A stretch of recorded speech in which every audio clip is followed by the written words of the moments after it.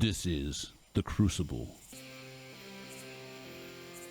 the JRTC experience. Scouts out. XA on. Sappers up.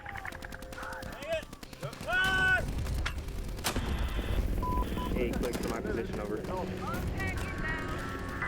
5, 4, 3, 2, 1. Mark. EV downrange. Clear your tip jumpers. Sir, the initial assessment is... This is If I Would Have Only Known, a candid conversation with leaders. In this series, we discuss Brigade Combat Team warfighting skills and lessons learned in a decisive action training environment for large-scale combat operations at JRTC. Hey, good afternoon. My name is Lieutenant Colonel Mason Thornal. I'm the battalion commander for 1st Battalion, 509th Infantry Regiment Airborne, also known as Geronimo, here at the Joint Readiness Training Center at Fort Johnson, Louisiana. And today I'm privileged enough to get to lead a podcast with Colonel James Stultz from 2nd Brigade of the 101st Airborne Division, Strike BCT. We just wrapped up a rotation with the Strike team. Pretty unique rotation, sir. A little bit different based on some of the training objectives and where you're at in your collective glide path. But I have a few questions about that, sir. I want to talk to you about. But before we start with that, can you tell us a little bit about yourself, your background, et cetera, sir? It's great to be here, and it was. I thought it was just going to be a private conversation between the two of us, okay, that's good.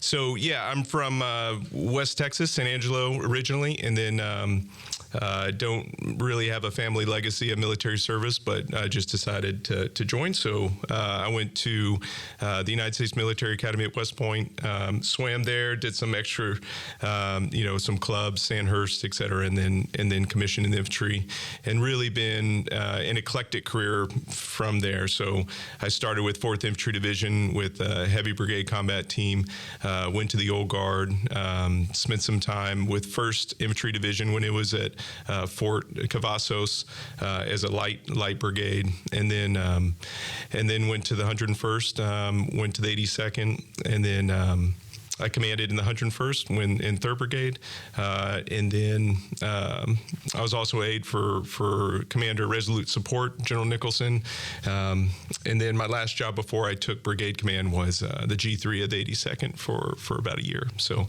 it's kind of my career. Pretty extensive, really light airborne and air assault background. Mm-hmm. With a sprinkle of heavy. Yeah. Yes, sir.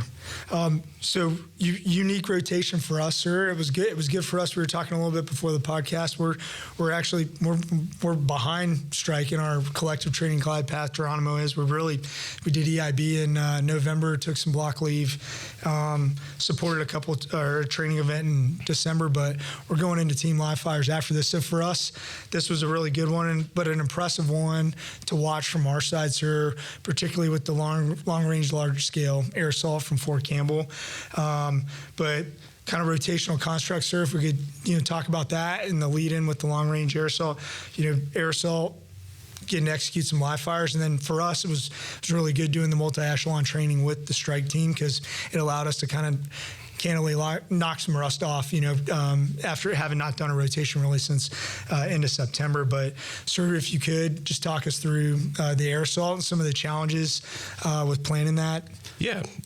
So the division right now, the 101st is really getting back into we've been doing short range, short scale or small scale air assaults for a while now during the global war and terrorism and kind of the years afterwards. And so what we're trying to get back to is our roots of large scale, long range air assault, one brigade combat team in a period of darkness over 500 nautical miles.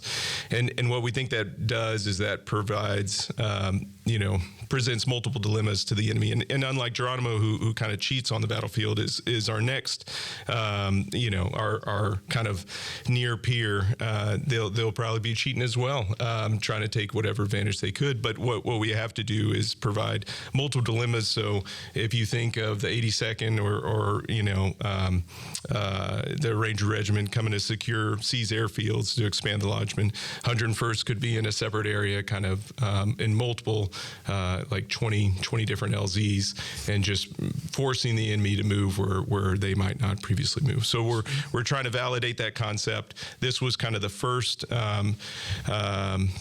chance to do it using this. So we had the whole of division was involved in terms of the support brigade, the DIVARTY, and then 2nd Brigade was the maneuver force. So over 70 aircraft, tens of thousands of gallons of fuel as we FARPed on the way from Campbell here, and then in a lot of rehearsals, we slung load ISVs and all sorts of equipment in from Alex, but we also belly loaded equipment from Campbell. So it was a significant kind of first step towards that. Yes, sir. I mean, impressive to watch on our side, particularly with the challenges of weather and en route, like from camp. I mean, that was the big winter storm coming across the country, and to watch that come in simultaneous, age 64 preparation of the objectives, and then offloading 119ers and firing for effect right off the drop zone that night, or off the LZ on Geronimo DZ. Very, very impressive to watch. But not jump in, but it was it was great. The JFE was great, well rehearsed, but it was, where we are in our collective level, there was a lot of opportunity for learning. Right. Our guns got in. We were live firing from Geronimo DZ, but we didn't get off nearly as many rounds as we had scheduled for, and it was largely like kill chain management issues, and so some great lessons that we're going to take away and just kind of build upon, because I think unlike units, and we talked about this a little bit before, but this rotation gives us a great opportunity to kind of see where we are, and then 6 months later, we know we're going to be right back here, and so we can really focus on those one or two things that the brigade can control, and focus hard on them from now until August. So absolutely, sir. Training progression rise right now, really progressing from squad to platoon inside the companies. Is that that's accurate, right? sir? Yeah. And that's kind of what we were tracking going into that. But I think unique, for what was impressive for me is kind of what you're speaking about, sir. I mean, we were putting ourselves in your all shoes, playing in a JFE of that size. When you haven't necessarily had the brigade CPXs, or really that's the glide path to get you there at that point. Going into the summer, sir, I know leader transitions, et cetera. I mean, really for me, I'm looking at that in our battalion right now. What are best practices to kind of manage that? Because you highlight it's a really unique opportunity. You've come down. We've had a chance to kind of rep it out together. We're going to get to do it again in September, and we know that. I mean, that's going to be a pretty incredible rotation, because we've kind of already come down, shared TTPs, and fought against each other, but also going to be losing some key leaders inside of the brigade. How do you manage that? Because we're going to go through the same thing, Geronimo, this summer. So. Yeah. Well, I think unlike Geronimo, where y'all just kind of get magic moved into the box and kind of just start like that, we really have to rely on non-commissioned officers to make sure they're holding the standards. And it's not just like the standards and discipline of like uniform, shaving stuff.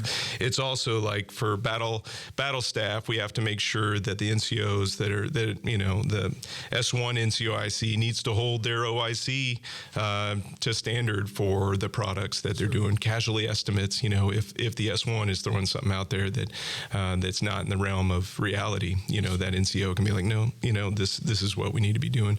And so we've had kind of a hard conversation in the ARs, and then over the next couple of days we'll continue it with like our S3 NCOIC, S6 NCOIC, because they're the continuity and making sure that they understand the standard of our PSOP, our TACSOP, our TOCSOP, and that they know what right looks like, and just like any NCO does, they hold people accountable to the standard. So sure. That kind of jumped out at me in the AR, candidly. I was just taking notes on that, because we'd put in our ATG, try to carve out deliberate touch points, whether it's with one of the task forces here with we're redefining our TACSOP, PSOP, TOCS op right now, and I think we're probably iterating on it too much, and and that's on me, just to say, hey, let's go with the 80% solution. Let's get it, because I think that's probably the only way to get after what you're talking about, sir, is to put it into practice, and you can try and refine it in working groups, and get it down to where you want it, but and as you were saying that, I think it seems like a very unique opportunity for 201 to come down here and say, hey, here's our peace op, our tax op. We recognize it's probably 80% solution moving forward. We're going to rep it out before we come back. But you don't have to come down to JRTC to do that. Like, we're here, but this is our home station. And, as I was listening to that conversation, I kind of made the mental note. We need to lock in what we have right now going into our March rotation with 101 and just, kind of send it with what we have. Let's rep it out, get people comfortable with it. And that's going to tease out the where we've got gaps in our swing, but also it's going to start and ingraining that this is how we do it. So I think that's fair, sir. And kind of what we talked about after all the OCs left, and just made sure that none of your people were in there, because I know y'all like to listen in and collect on our TTPs. But what we did was we talked about like this. What we do down here is a lot like Tetris, right? It doesn't really change, just the speed changes up a little bit, but the fundamentals of moving the blocks and making them, align is the same. And so although this rotation was a little bit different in terms of the intensity in August, the only thing that really is going to change is like the tempo is going to speed up. And we'll have some other, battalions that didn't come down here, and we'll have some other things. But bottom line, if we get after the basics and we focus on the fundamentals, and like you're saying, everybody knows the SOPs that we have, not just that we have this pristine, SOP that nobody opens, but we have like a dog-eared page that everybody's been highlighting. And if there's something is wrong with it, NCOs, young officers feel empowered to like, hey, we need to change this, and we change it.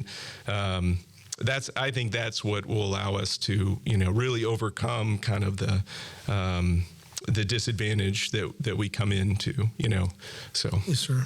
No, and I think for us, I mean, that's probably the biggest part of it was just, we go through the same things every rotational unit does. We got out to G-base, in January, and it was a lot of like, who's got this thing? You were not a lot of it, but there was some of that. We just hadn't. But when you're on a month-to-month rotation, it's kind of you get in a battle rhythm, and that atrophies just like anywhere. But I think for us, it was good at echelon teams and squads going out contesting, providing the right threat temp to a platoon. It was allowing team leaders and squad leaders to get reps and sets it, and kind of knock the dust off after having not really done it, and really only been in the woods for EIB the last couple months. But I think that's what we need to focus on at the point we're at. That was the big lesson learned we took out of this rotation, is to set ourselves up for success, to give the best fight, to RTU as they come into the summer. Is we need to set what we have right now and then iterate on it live, and not try to build the best product in a vacuum. So that was a big lesson learned for me coming out of this rotation as we looked at our systems and processes. Sir, what would you say? And I appreciate your comments on leader turnover, because that's like stuff I've been, like turning over in my head. Yeah. And how do we deal with that this summer? But biggest lesson learned coming out of this rotation, if you were going to give a piece of advice to a major or a company commander, an S3XO, because kind of a unique look where it got ramped up at certain echelons, way well beyond where you're at in your glide path. And at some echelons, you all were progressing kind of according to your ATG. But what were some of the key lessons learned from your perspective that came out of the rotation, sir? So I think as leaders we have a responsibility, right, to establish culture and some sort of process within our formation. So whether it be a company battery troop commander to brigade commander, those are the two kind of moral imperatives that we as leaders have.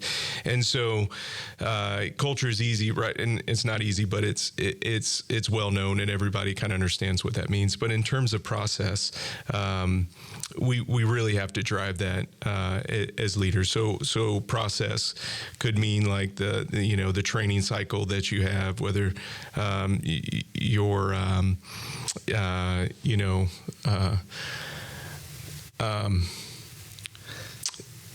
so that all the standards, all the procedures that you use, and so I'm trying to apply it from garrison to tactical, and so I'm just going to stick with tacticals because I don't have the cognitive ability to go back and forth. I think so for the field, it's the COOPs, it's the planning, right? And so what are your processes for MDMP and how far along do you get through it? Right. I think, we came out here with the understanding that, we were going to do it the best we could, and if we had to skip a couple steps, then that's okay. And one of the steps we were going to skip is wargaming, and it kind of came out during the rotation that's a really poor idea, not a good idea. We also skipped a couple steps of IPB, not a good idea, because a house built, on a shaky foundation is doomed to fail.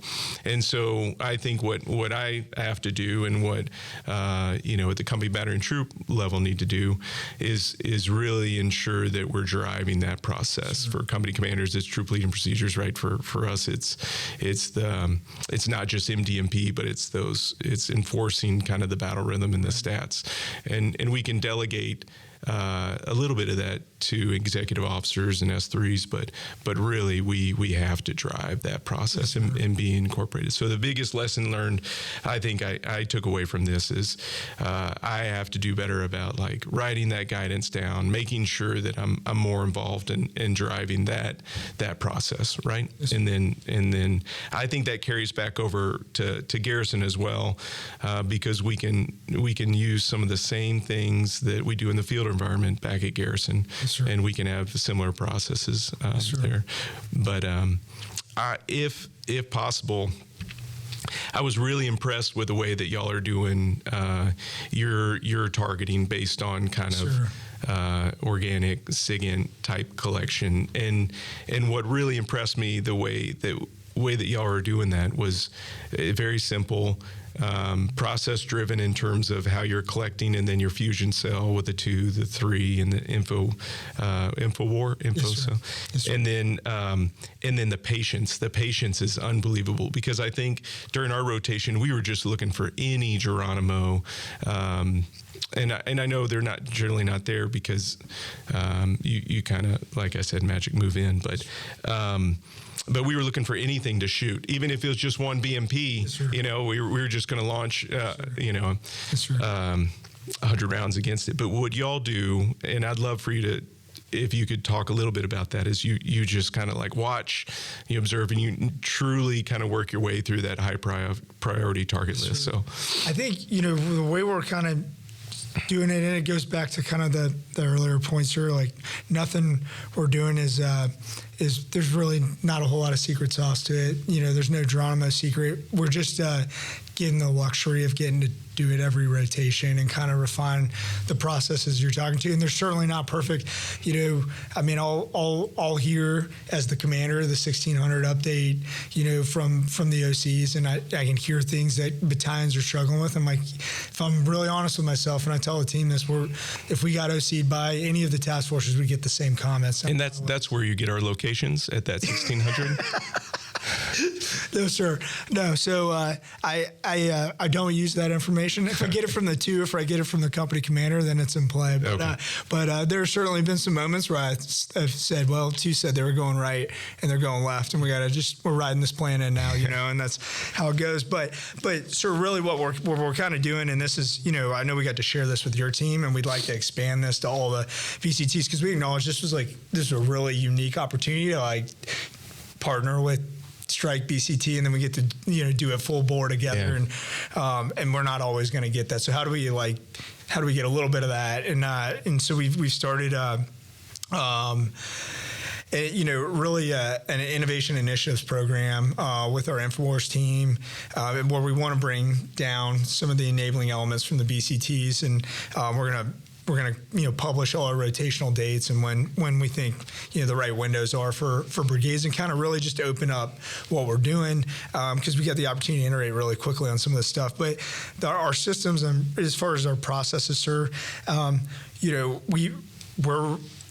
about 475 on any given day is kind of Geronimo, and we get augmented, by force comm augmentation units, companies coming down from brigades inside the division. That's always great for us from a TTP exchange. I know there's probably people that are, that'll listen to this that have done it, and it's great for us to fight alongside units, and we'll have someone from the 101st Division come down and fight with us. But what we're doing is we're doing a lot of the same things the RT is doing. We'll start with a McCoo. It's basically the same thing every time, unless it's like rained a lot, because we're always in the Fullerton training area. But we'll enemy event temp, we'll do the IPB. And then we'll do a maneuver sustainment, maneuver fire sustainment, kind of combined arms rehearsal for introduction of forces into the AO. But then at that point, we try to transition really to an enemy focus, and we're on more of an RDSP 24-hour cycle where we're underpinned by D3A. The 2 is bringing the INSOM into the cub. That's the assessment.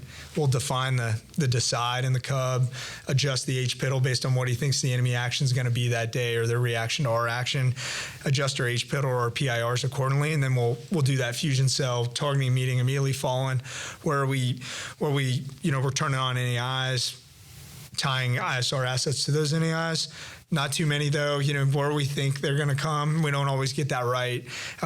Sometimes I figure that out later in the day on the update, but we'll define those NAIs, ISR assets. That's kind of defining the detect, and then we'll tie targets and delivery assets to that.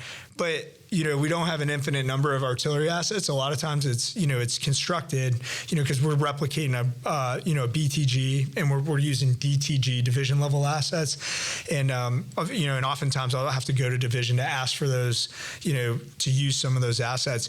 But we'll put some unique systems in place to sense in the EW spectrum, and And a lot of times it is easy to pick it up, but what's challenging is to refine it to the point where we are willing to utilize either a BTG asset or ask my division commander to use an asset with reasonable certainty that we'll get lethal kinetic effects on that asset, and knowing that it'll probably get counterfired. So, and the things that throw us on those horns of dilemma, sir, and it's intuitive, but I saw it once I got in the seat, and I was like, man, this really does work.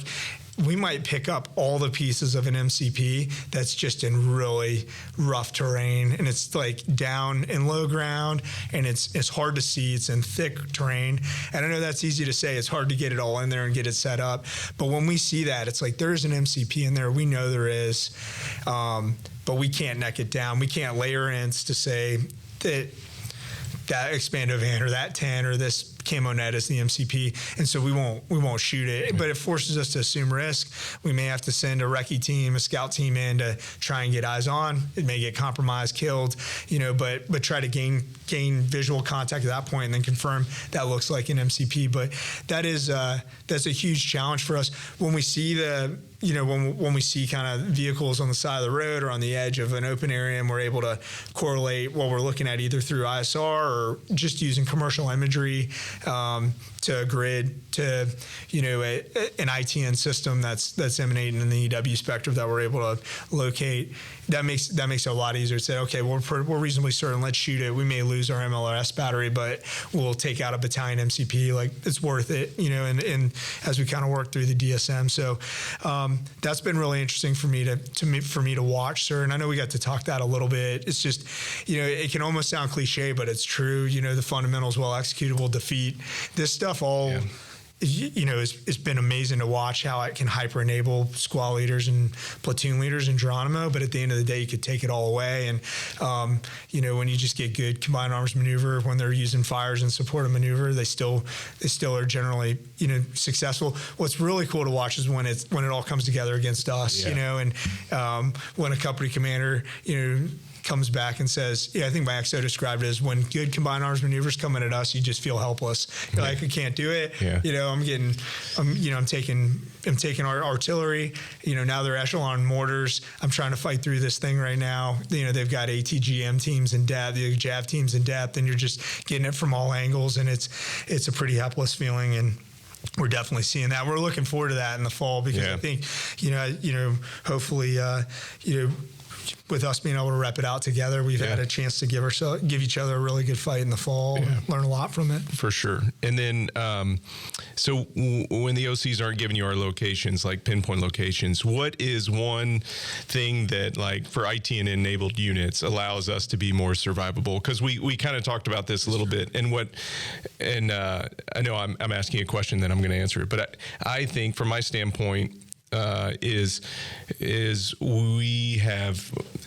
we've given ourselves like the ability to kind of hurt ourselves by the my 5 bucks. Sure. And I know why, but it's an easier way to use the 163s than or the ATACs than using the TSM network. But I think it'd be interesting to kind of hear your thoughts on my 5 versus TSM for ATACs. I think that the challenge in the Fullerton training area is, and this is reality. This is obviously something we could run into, sir. But just as you know well, the vegetation is very thick, rolling terrain, a lot of water, and that provides some challenges in the EMS spectrum.